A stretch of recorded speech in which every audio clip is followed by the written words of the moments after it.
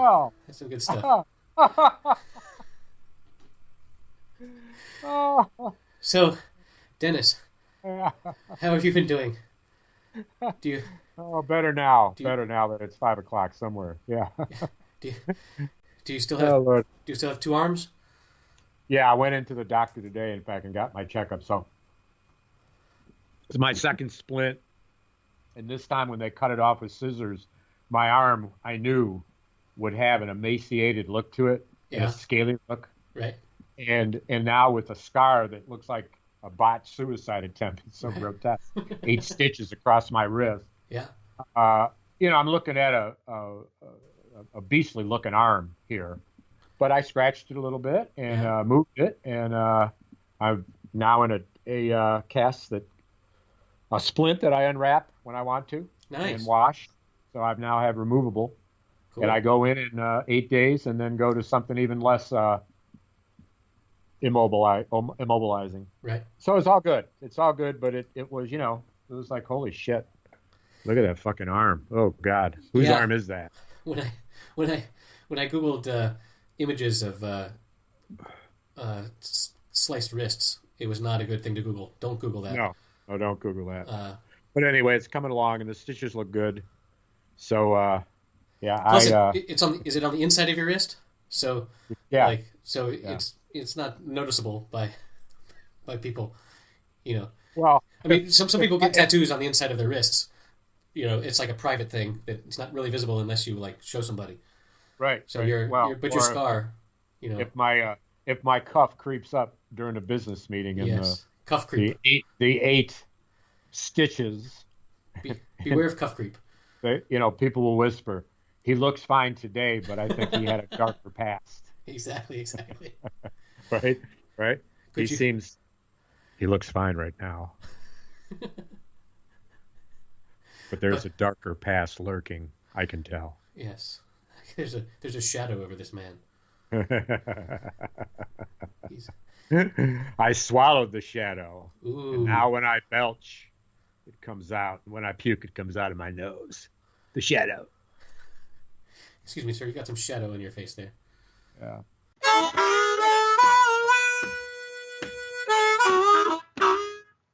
This past weekend, I did an interesting thing. I took the whole family and we drove 5 hours away on Saturday morning at the crack of dawn, and then drove 5 hours back on Sunday night. We went to a Warner Brothers theme park in Madrid, um, and it's sort of like you think of Warner Brothers and you think of Looney Tunes, right? Yeah. Um, and but since then, Warner Brothers has been like buying up other media. Like they bought Hanna Barbera, Yeah. Right. so they own the Jetsons and Flintstones and whatnot. Yogi Bear. Yogi Bear, yep. And so it was this sort of theme park, but like kids these days, because Disney has driven Warner Brothers into the ground, like really, children these days don't know any of those characters. They don't know. I mean, there's a little bit of knowledge of who Bugs Bunny is, maybe, but Uh-huh. beyond that, you don't get. Uh-huh. There's not a lot of Roadrunner and Coyote Yeah. on the screen on the TV screens or anything like that. So it was sort of like this New. theme, like. But the whole point of a theme park is you're going to see characters that you know and love. So it was, all the kids are like, well, who is Who? this? Yeah, I Who, mean, who are you? right. Like I've shown my kids the really horrible new live action Scooby Doo movie, but they've never seen a Scooby Doo cartoon. They don't know any of the tropes of the man that's Right. unmasked, and the ghost wasn't really the ghost. It was, Right. oh, you meddling kids, blah blah blah. So they don't know any of that. So it's just sort of this. It's almost as if you're going to a theme park where you've never heard of. It's almost like you're going to Disneyland, but you've never heard of any of the Disney franchises. So there's just these big, man-sized animals walking around that you don't know who the hell they are or anything like that. Right. But they were sort of roller coastery rides and crap like that to see. So, but And so, what was it? Was it good for you because you know all those no, characters? well, I know all the characters, but it was sort of sad for me because the execution was so lame that like it didn't. Well, first of all, a theme park is for children. Right. At least, Right. I mean, I've heard that some grown-ups can go to Disney World and Disneyland and stuff and really have a pleasant time because it's just so well done. Right. But this was Right. this was in the same way that Warner Brothers has fallen behind of Disney. I think this was sort of the equivalent of that, but in a theme park. So Yeah. it was sort of dirty and not well executed, and some of the staff members were mean, and it was just rough. Subpar. It was subpar, yes. Oh God Almighty! But and it was 5 hours up and 5 hours back. And of course, expensive as shit. Did you? Yeah. Did you manage to have fun? Okay, so the takeaway is when I was there waiting in, and so we got there and there was there's a Wild West world and there's a Hollywood land and then there's a superheroes because Warner Brothers owns the DC superheroes like Superman and Batman. And then there was the cartoon area, and I walked in and I was like, well, the only thing Warner Brothers is worth is the cartoon, so let's go to the cartoon area. And the very first thing to do in the cartoon area was this Scooby-Doo mystery hut. And it was really... So you walk, you see this sort of house that's decorated Scooby-Doo-y, and there's a sign saying entrance on one side. So you go peer in the entrance, and you look, and there's just this room about the size of a normal bedroom with a little line snaking with barriers. So there's like 20 people in there. And you're like, well, that looks like a short enough line. And so you go in there and you wait in line, you go through the room, you go snaking around, and you get to the doorway, and the next room is the room just like the one you were in with another line snaking all the way the fuck around. And you're like, all right, well, surely the next door is the actual, ride or thing we're going to do. We didn't even know what it was going to be. Right. And so you get over to the next one, and it's room after room after room.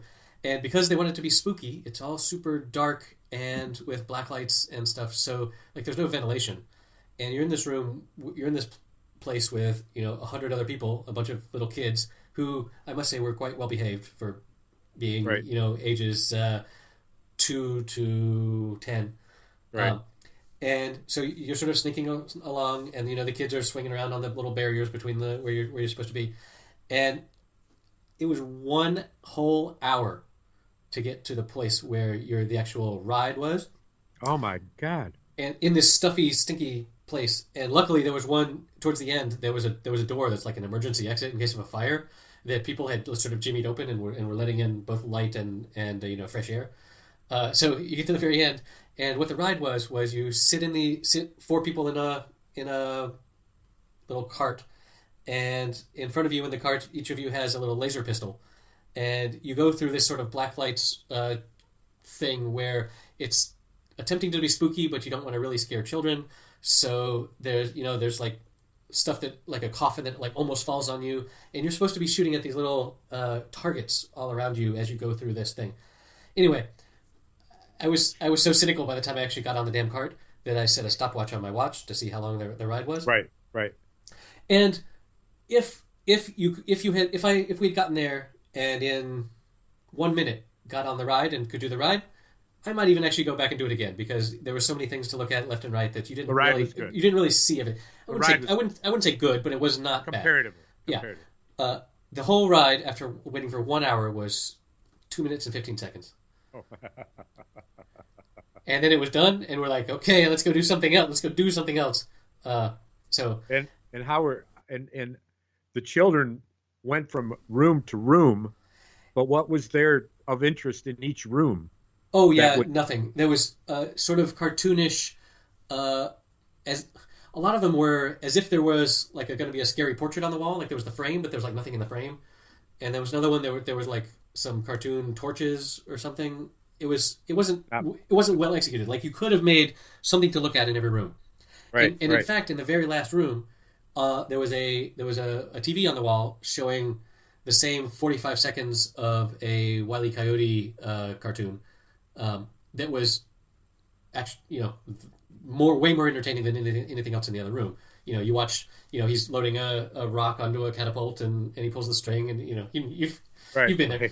It's my favorite. Exactly. It was my favorite. Yeah. So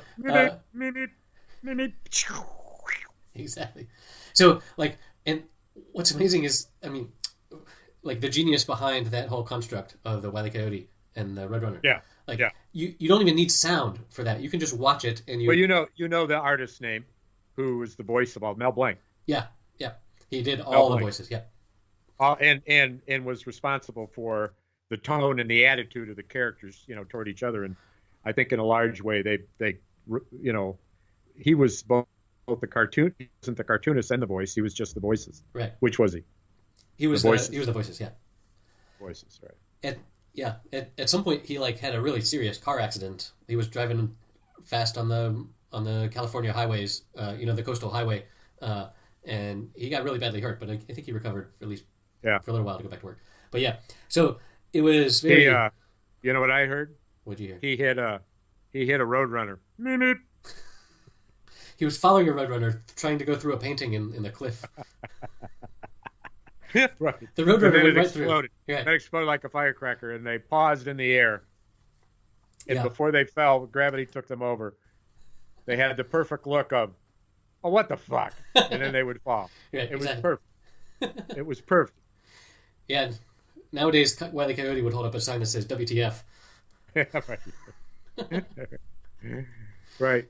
Nice. And the Roadrunner was just very like nonchalant about everything. Like, this is so easy for me because I'm so smart compared to this total buffoonish Wile E. Coyote, who it was great because you identified with both of them. Exactly.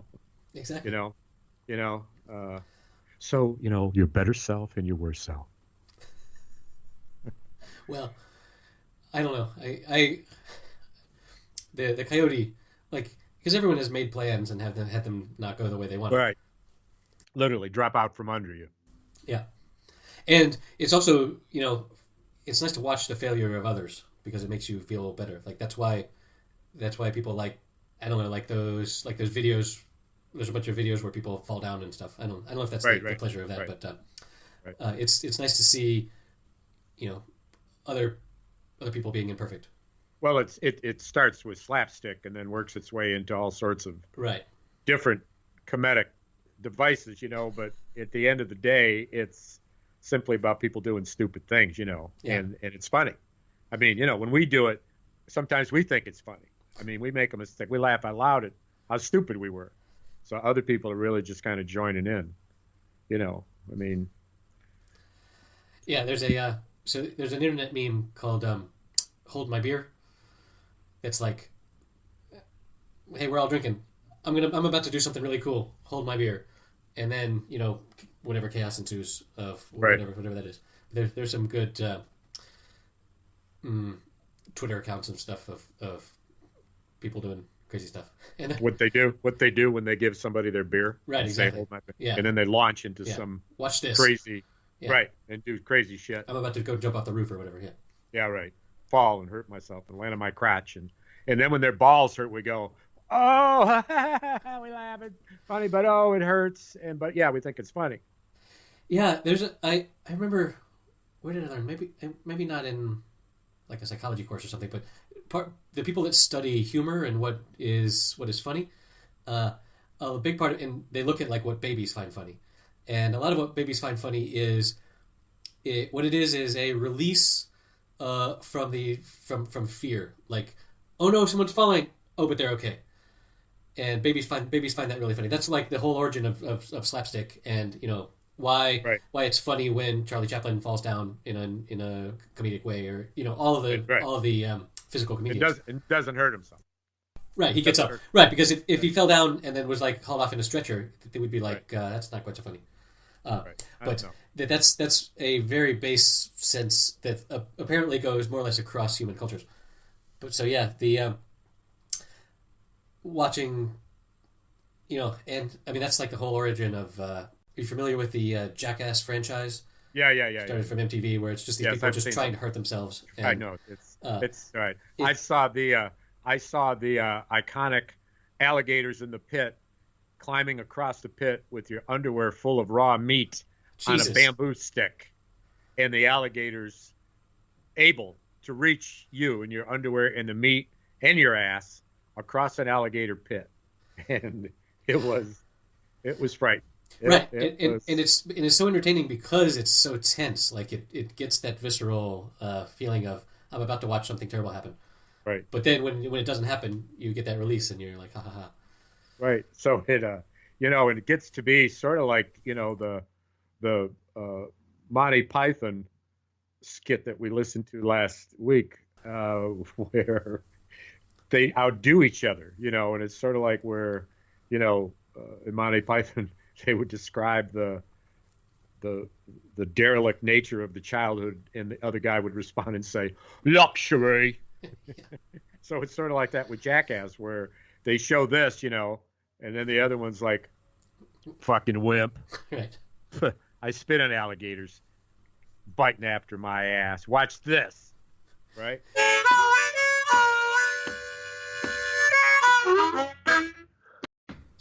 Speaking of Monty Python, I heard I saw something today where someone like some high level European Union government official referred to Brexit and Theresa May as the Black Knight with all of its limbs chopped off, saying, "Come on, I'm still going to fight you," because the whole Brexit thing is so Crazy. She's in such a bad position to negotiate that yeah. it's very much like that. Having all your limbs chopped off and be like, I'm not dead yet. Anyway, squirting, right? Twisting and squirting limbs. Oh my word! What a clever skit that was too. Right. Oh God. So funny. And doing that with the practical effects of the time is pretty impressive.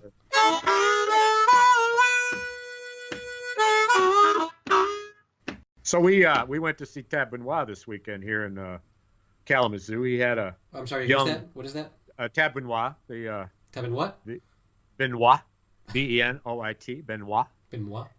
Tab Benoit. Benoit. It's French. I see. The Whiskey Review from Louisiana.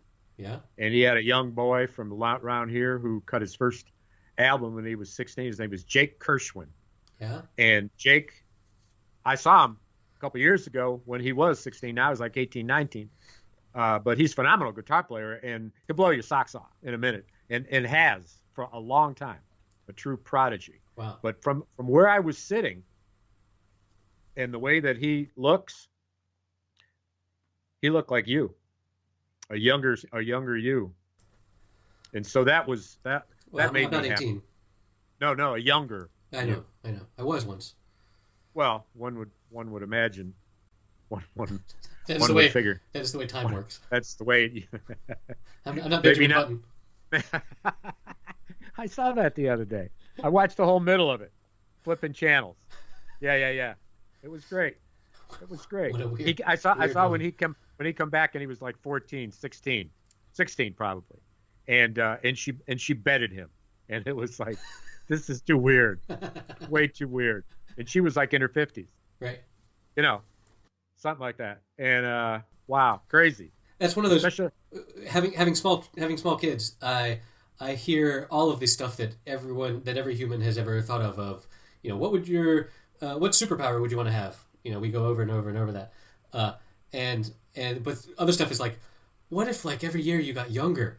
That's a common, like, people have been goofing around with that for a long time. Right. And what an interesting story to attempt to tell a narrative with that. Right. That's crazy. Right. It just disappears in a wisp. It's astounding. It's astounding. It's one of my favorites. Right up there with Moonstruck. So you've seen it since we've spoken, correct? Still no Moonstruck? No, I have been doing other things. If we talk next week and you still ain't seen Moonstruck, I'm gonna kick you till you're dead. I would expect no less. So, next time I see you.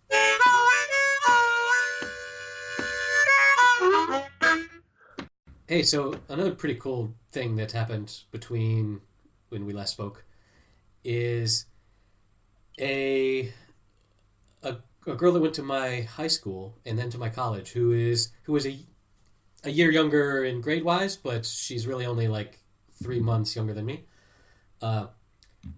She went to the freaking International Space Station. She's an astronaut. She blasted off from Russia She's in space now for the next 6 months.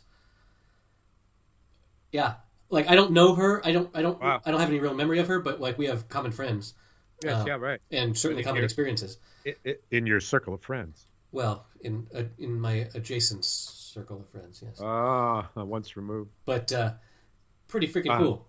Oh yeah, yeah. Uh, What kind of a reality is that? If that's your job, yeah.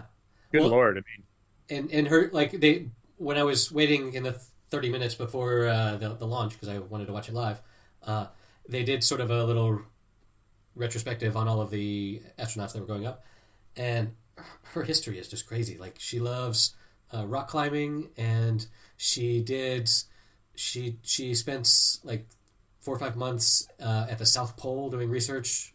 Just crazy extreme stuff. But she and studying. She worked at the Jet Propulsion Labs and Goddard and stuff like that, just doing crazy sciencey stuff. wow. And it's such the competition. Like, I think they choose like 10 people, 8 or 10 people to sort of be like the graduating class, not even the graduating class, but like the ones selected to go through the training program. And so several of the people that went through the training program with her were already up there and have done it. But just to be selected, because that's a more competitive thing than like being in the NBA, like Than anything. than anything. Yeah. There's so few people get to actually do that. In such a in all levels, at all spheres of your physical, spiritual, mental, emotional self. I mean, it is such an absolute total commitment to the science. Yeah. That you are comfortable. I imagine largely comfortable with knowing that your life is absolutely totally reliant on not just the science, but your belief of the science, not just your understanding, but your belief. Because at some point there's a spiritual aspect of that these men and women have got to feel like they can look their loved ones in the eyes and say, "I'm going to be okay." Right. And some of them don't come back, but yeah, it's and again with to investigate a little bit your parallels with science and religion. Like at some point with science, you have to take someone else's word for something because you can't understand all the science. It's not like a couple hundred years ago where Thomas Jefferson or whoever really could be an expert in like 20 different fields, whereas now you got to trust that the other scientists promise that yes, these rockets work in the way that they do, and whatnot. Well, it's the team. Right, exactly. And it's the team. And who's a better team than to have your back than freaking NASA? But, well, and the story I tell in my reform work, which is system change work, is that I tell the story of the janitor who's in a NASA demonstration. He's way in the back, and one of the visitors, one of the people that should have been up front listening more closely to what was being said up front, he went to the back to have a smoke or something like that. That's what I picture. Sure. And he asked the janitor, "So what do you do here? What's your job?" And the janitor said, "My job is to get a man on the moon." Fuck yes. It's the absolutely epitome of understanding that every movement you make, every professional breath you take is for one objective. And the ownership of that by a very large group of people is in itself a spiritual experience. Yes. Because it is built on camaraderie and trust and laughter and love and trust engendered, and trust is at the center of it. But nonetheless, all those other things, as with any team, there's a sense of humor to it. And, and you hear in some professions. And I've got your back and you've got mine. And, right. Knowing... And then the dark humor, in corrections, for example, there's always dark humor, I mean, I imagine in NASA they joke all the time about, well, I don't know. I was going to say they joke about, well, there's a whole bunch of fuel under your ass here. Hope it all burns the way we expect it to. Yeah, I don't know, man. But I just think it's such the that is a really beautiful story. I like that the janitor is here to put a man on the moon. Yeah, it's pretty commonly told in the when you're giving talks, of getting people to focused. motivate people that Right, might be at right. low levels of the organization. Right, Yeah. right, because nobody plans. I mean, it's just government. And government is what do all those people do in those buildings? I don't know. That's the government. Yeah. You walk down Washington. This is one of my favorite nasty on the dark side images of walking the streets of Washington, D.C. amongst the marble buildings and the amazing expense of the stone and the marble and the granite and it's just so huge, and underground tunnels. And in them all are all these people that are moving money. Yep. That's what they all do, is they move money. And to move money, you got to spend money. And there's this whole town that's full of these buildings. And then you go from there and you jump in an airplane. Well, you got to go home. Well, where do you go? You go fly into the state capitol. Then in the state capitol, and as you're driving through the state capitol, you're driving through a bunch of buildings that look just the same. Uh-huh. And you know what it is? It's where the people are, Moving the people money. up in Washington are moving that money from where they are down there. And then they've taken some off the top. And then I drive home and I drive by the county courthouse and I look and there's Even more a building. granite pillars. Well, what's it made out of? Marble and Yep. stone and brass and shiny stuff, Oh, and what do? Oh, well, they get the money from the state people. Yeah. Trickle down. And then the courts, they give money away to. Yeah. Look, it's pillars all the way down. You know who they give the money to? They give the money finally to the people who are helping people. That's what they're doing. They're giving it to social workers and job navigators and people who know their shit about how to connect people with what they need. But we cut through 1, 2, 3, 4 different layers of bureaucracy to get to that point. And it is along the way, every bit of it, another percentage off the top. Yep. Why don't we just take the fucking money and give it to the people that are fucking doing the services and cut through the fucking shit in between? Oh, well, because it takes a lot of people to manage that much money. Well, well, not that many layers. 1 layer. Right? Yep. Right? Yep. Right? Yep.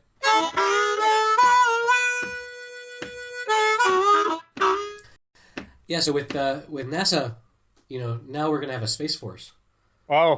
which I think is pretty awesome. I imagine we're gonna have like laser guns and photon torpedoes and shit to shoot at the. How much you want to make a bet the strike force who works for Trump Space looks Force. just like the Star Wars, what are those guys in the white? The stormtroopers. The stormtroopers, right? Yes.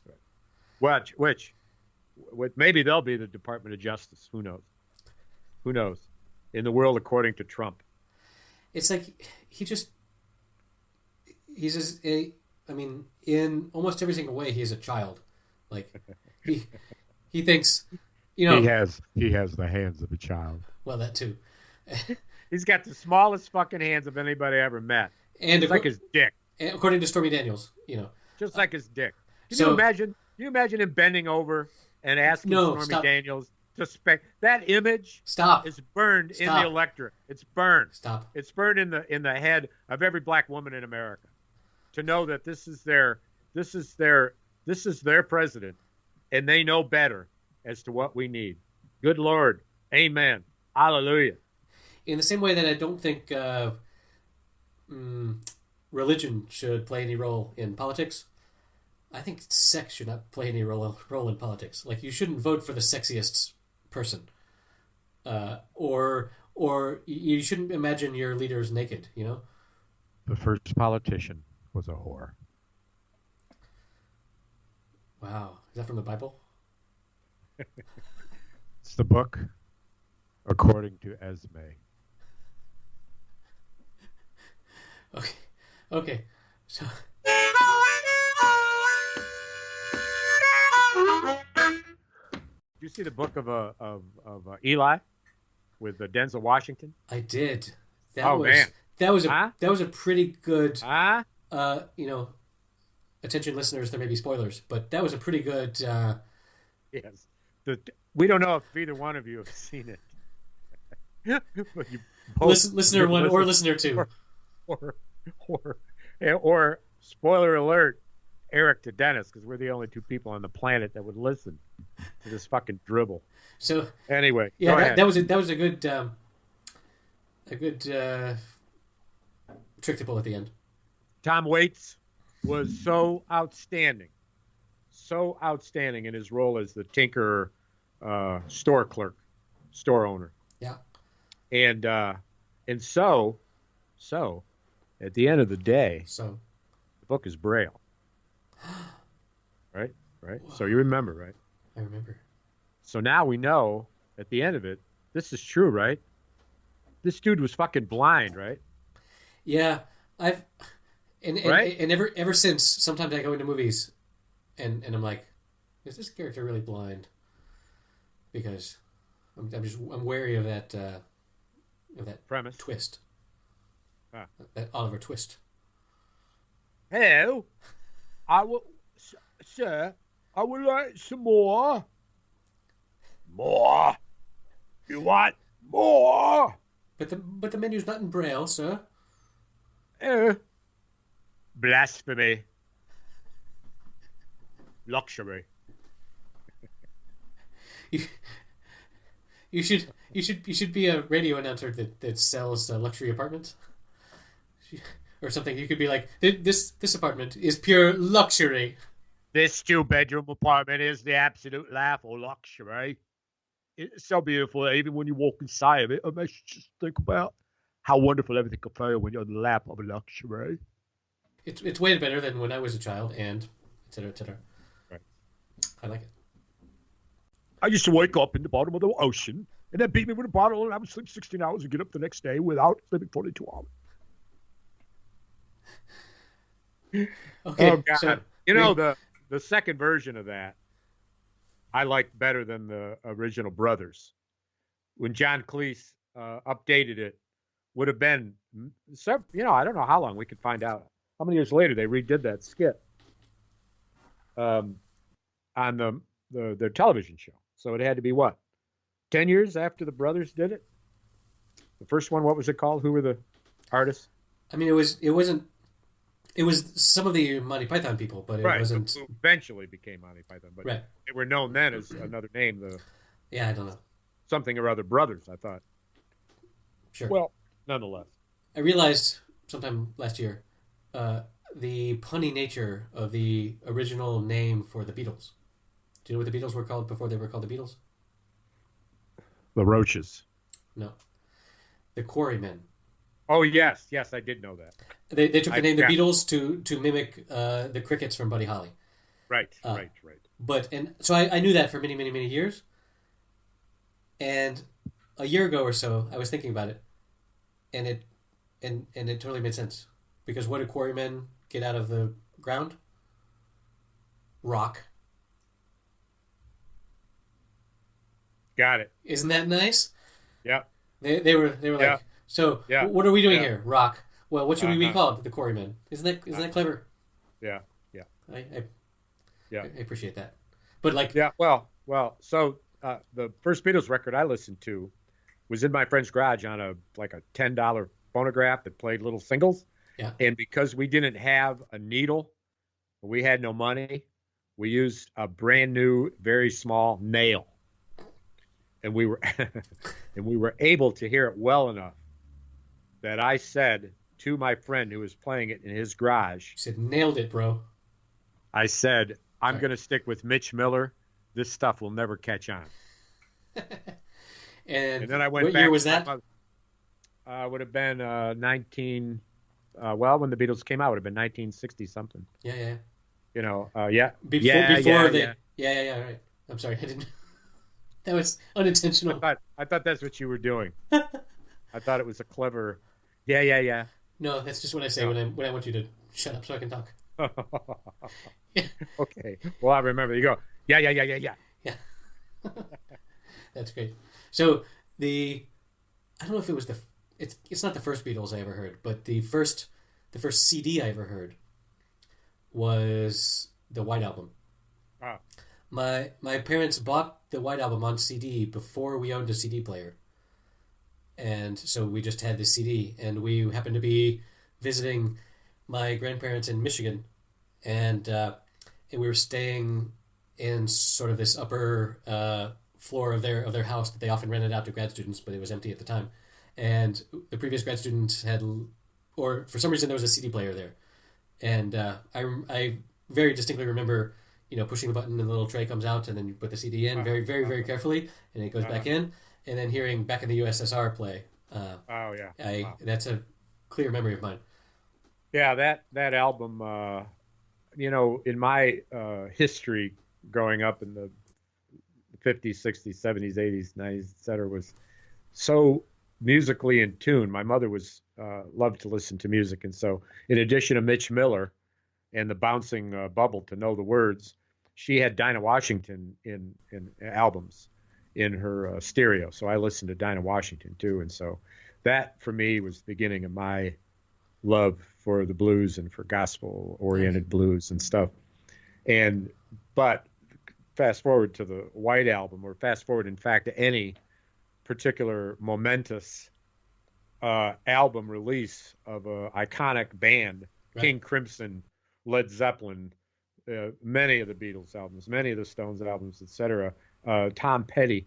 These musical events so permeated our life, our fun, even while working, and the downtime, and what we listened to, and then what we partied to. Mm-hmm. And so the memory of those songs elicits the odors of, in my case, the stale beer smell in a bar with a wooden floor, where we used to pour our pitchers of beer and then slide like fucking monkeys in the mud to see who would go furthest to the back of the bar. But the music that went along with that was the music of, our generation. Yes, of course. I have, just the other day, I was struck with the desire to put on an album when we were ready. I was driving in the car with my family, and we were 10 minutes away from our house, and I queued up an album, and we're listening to it, and we parked, and I said, hold on, I have to stay here for another 20 seconds so I can hear the drum solo that's coming up. But I have Tom Petty. You mentioned Tom Petty, especially Tom Petty Wildflowers album from 1994. When I listen to that, I am back in my dorm room. Yeah, right. I can smell everything and feel everything. Exactly. Isn't that such an amazing phenomenon of the human brain that music, like they say, the brain scientists say that the part of your brain that computes smell is close to the part of the brain that computes memory or something, and that's why you can smell something and you can be back in your grandmother's kitchen whatever. Right. But eating German potato pancakes. Okay. What a smell. So, but I swear, music, especially music when you're 15, will take you right back there. Well, and again, when you consider the quest as human beings to feel good and to feel excited, to feel high energy, to feel high, in fact, and children spinning in circles, and children running, and older, all the various things that we all do to generate adrenaline and false adrenaline in our bodies with drinking and whatnot. All through that time, music is the equalizer where we connect with all these people that get to that spot of awareness from a completely different place, but we're all in the same space together. And so when we're singing out loud and pumping our fists and we look at the stranger next to us, we are so fucking connected on a spiritual level, because that music is our heart and soul, and we feel it in our chest, and it's thumping when the bass is thumping, thumping, thumping. And my God, man, this is why so many people Yeah. end up just being so interconnected over continents and languages and races because of our love for the same fucking tunes. Wow. You know what I'm saying? Yeah, man. It's like NASA. Why are you here? I'm here, man, I want to to listen to listen some to rock. to listen to the music. Yeah. What's your job? Oh, really? What's your job? Making music with my fucking broom.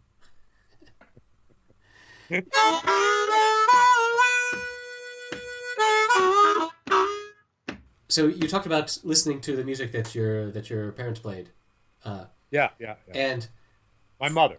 or your mother. I've lately been fighting some battles as to whenever we get in the car, my daughter says, "Hey, put on that song that I like," and lately I've been sort of saying, "Look, first we're going to listen to the music that Daddy likes because Daddy thinks that you need to hear this music because it's amazing." Sometimes, right?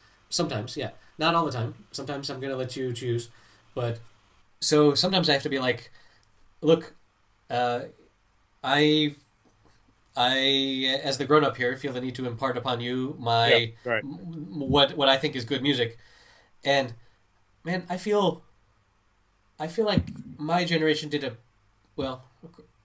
Okay, this is probably universal. That you probably think this the same, even though you're a generation before me. That I feel like I did a pretty good job of absorbing the tastes of my parents' generation, in a way that, and again, every generation says this, Yeah. in a way that my kids' generation is not appreciative enough of the music Well, that I like. so this is what I'd say about that.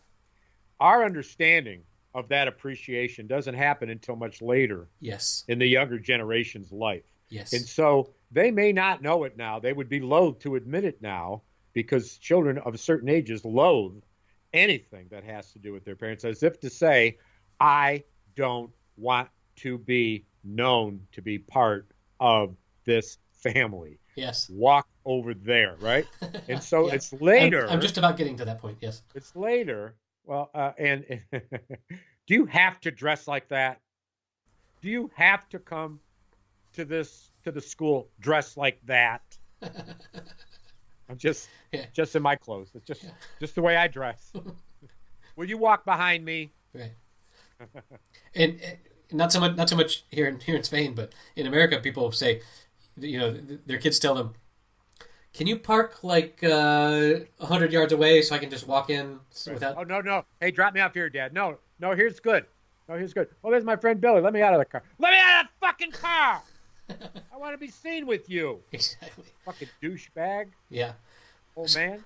It's Cool. like so, because our generation is like, all right, whatever.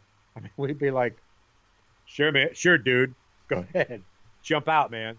I mean, what all right, go. I mean, whatever. Who knows? Who No, but knows? that's a pet peeve of mine that people every generation complains that that their kids' generation is totally worthless, lazy motherfuckers that aren't going to amount to anything, and are, civilization has reached its peak with my generation and is now totally down into the shitter. And what's amazing is that you can go back and look at the articles that were published 100 years ago, 150 years ago, 75 years ago, and they all say the same thing. It's Yeah, all right, exactly. it's all grown up saying this young generation doesn't know anything. And Right, right. you know, It's repetition. But I would tell you this. I I don't feel that way. And frankly, I've never felt that way. And it may be because my musical tastes are so eclectic no, I'm that not talking about music exact only, but yes, I also enjoy my kids' music that they listen to. Uh, but I'm talking about just in general. Like, I mean, and again, I also don't complain like this. But man, talking to the other parents in school, they're just like, "Oh, blah blah blah blah, video games, blah blah blah." They just yeah, they yeah. they hate all the things that weren't the way they were when they were children. Uh-huh. Why can't every Uh, child's life be like what mine was? right, Uh, right. and Playing up in the field like I grew up in the field. Right, where your father beat right? you, Right? with a No, brass bottle. that was a Polish accent. Oh, I'm sorry. That was my mother. When the kids in the neighborhood Yeah. would come knocking on my door and ask where we were, me or my two brothers at the time. I grew up with two other brothers. My mother would say in a bit of a Polish accent, because she had a bit of a Polish accent, All right, she would let's hear say, it. "They're up in the field. They're up in the field." Up in the field. And later in our years, yeah, that was what my friends, how my friends would kind of make fun of my mother in an endearing way, you know, and we would tell stories of our youth, right? Right. When standing in a circle, at the park near the lake and telling stories of our youth and just rolling and razzing on each other, in a circle to see who could insult another person in the circle more completely, Yeah. to the admiration of everyone there, except for the victim of the assault. But Okay. back in the day, man, Roasting your we used friends. to pitch. Yeah, roasting, exactly. I think we call it rolling the eights, and I'm not quite sure if that's a term I learned later. And we didn't call it anything. We called it going out. We called it going drinking, which was nothing more than a circle of boys Yeah. making each other laugh. One of the group ended up becoming a sportscaster. Others became writers for comedy shows and things of that nature. So Nice. it was very funny. Yeah, yeah, yeah. It was very funny. I mean, we laughed until we were rolling on the ground. It was so funny. But that's what it was, and drinking and So did you each have a drink, or were you passing one around, or what? no. We would be drinking beer by the case. Yeah. Drink bottles of beer by the case, yeah, or canned beer. I would drink bottles if I recall. But we had a bar where when we were of age, we went and they had a splits night, and a split is a small bottle of beer about the size of half of a regular bottle of beer, but Right. they're real tiny. And so that means that when you're drinking and you're binge drinking, particularly, that you can guzzle the whole beer Right. in one swallow. I Sure. mean, you just drink it. And so we had this bar where we would have a group of us on a team, so to speak, and tables to put our empty beer bottles. Who can fill the table first? Yes, and the winner, right, was bragging rights and probably free beer. And then the others, and they had, I don't know how, I can't remember how it Right. worked, but it ended in fist fights and shit, Nice. and bad stuff. Because, I mean, we were drinking fucking gallons of fucking beer. I mean, it was not a little beer. It was 50 beers. Yeah, it was 50 It little was an beers. impossible number of beers. I mean, Lord, man. But was it over a long period of time, or Oh, was it night. a night? Yeah. Right. I mean, you'd go in at 8 or 9 o'clock, maybe a little later, 9:30, and then it'd be 1:30. And by the time, there'd be two, maybe if it was just two groups left is when there was trouble. But it was always ended up to be two groups left, Right. That's the way. And then, different parts of town, and different nationalities. I mean, I hung with the Italians in Dunkirk. I was the first non-Italian to become a member of the Columbus Club, which is an Italian club downtown Dunkirk, New York. And in fact, much to their chagrin, the first non-Italian to ever win the annual Muda Championship. Muda being the Italian numbers finger game, where you Ah. throw down your hand and you guess in Italian what the total of the fingers will be. Uno, dos, tres, cuatro, cinco, seis, siete. And yeah. whoever wins. Yeah, And yeah. you win. It's a competition. Yeah. And I won. And when I was done winning, we ended up kind of like rolling and fighting around in the fucking ground because the Italian dude was so pissed that a fucking German Polak won the fucking Muda championship. But it was only fitting because just say, yeah, I was the first non-Italian member of the Columbus Club. That's good. Story of my youth. And you have to have a pass to get in. It's just a little bar in a little room. You could play poker stuff. It was a little building. You show your card, you get in. There's a bar with about 12 seats. Everybody goes there every night and fucking drinks. And they got food. Of course. Club. Yeah. Yeah, that whole small beer concept was new to me when I got to Spain because Yeah. they do this thing where they serve you like a quarter of a pint. You like that, like the big. Yeah. In general, Yeah, you get these little tiny beers, but what you do, and they're super cheap. They're like when I got here, they were 50 cents for a quarter Oh, of a pint or something. And six especially ounces, what? 8 ounces. Uh, yeah, sure. You're talking draft beer, right? What? No, not Draft, craft. Yeah, draft. Yeah, draft. yeah, So it's a little cup, little glass. yeah. Little glass. You just Well, throw. no, you don't take it as a shot, but what you do is uh, because they're so cheap and because the bars are so close together, you order around and you're there with say you're there with six other people, let's say seven other people. So a round costs €2 because it's no 50. Let's see, 50 times. Let's say you're there with three other people. So your round costs €2 because it's 4 times 50 cents, and then you go to the next bar and someone else pays and you end up just going around and around. But the the fact that it's such a small beer means that one, you're you can buy a round and then that they're small enough rounds that everyone in the group is going to end up paying, which is nice. But of course you don't just drink one round per Of bar. course, no, yeah, per bar because the bars are so close together. So you go walking, But maybe no, but maybe you go to 8 bars. Okay, but isn't it true that if you're in a particular fun bar that you'll have a second round sometimes, but and not move on? sometimes, but But so you're disciplined to be admired. well, a lot of the joy is the going between bars and seeing the same Uh-huh. people or different people in every bar.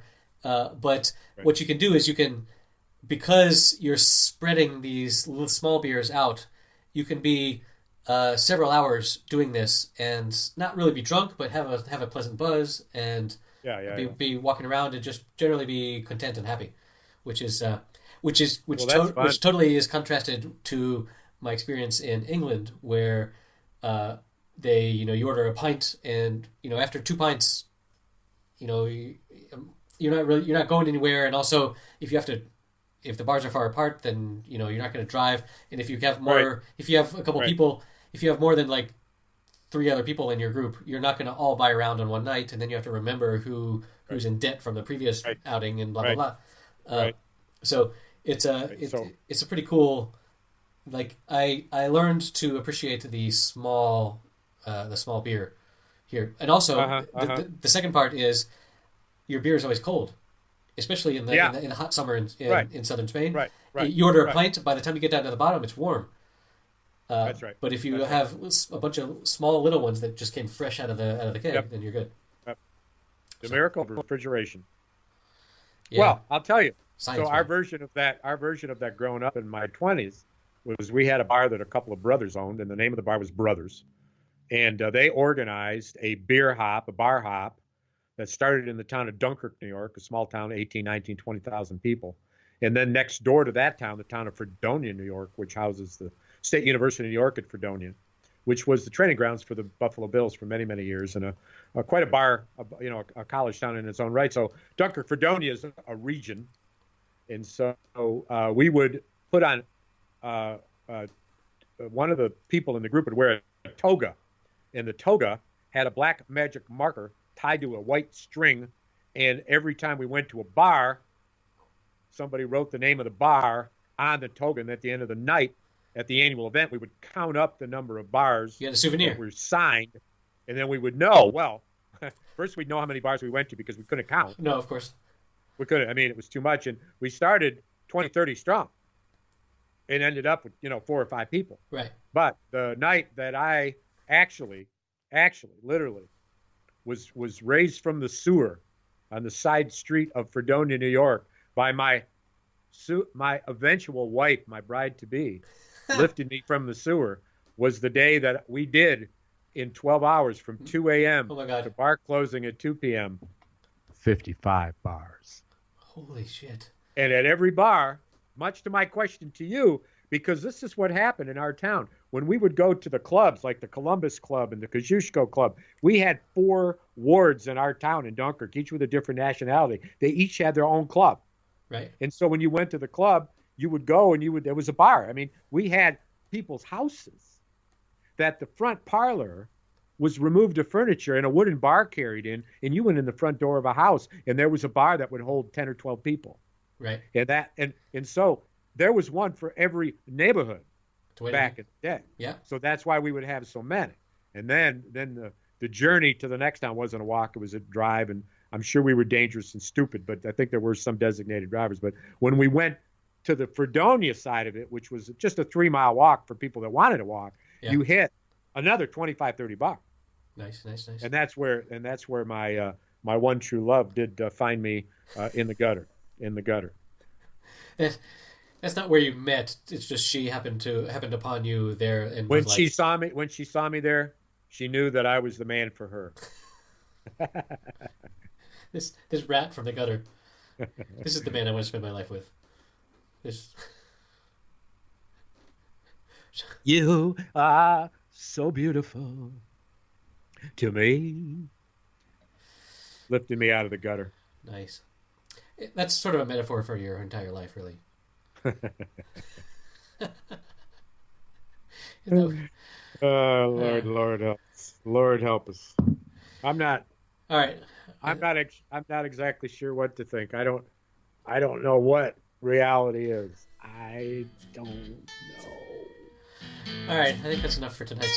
All right. See you, my friend. Okay, that's all the time we have for today. If you enjoyed what you just heard, you can support us by telling a friend or sharing us on social media.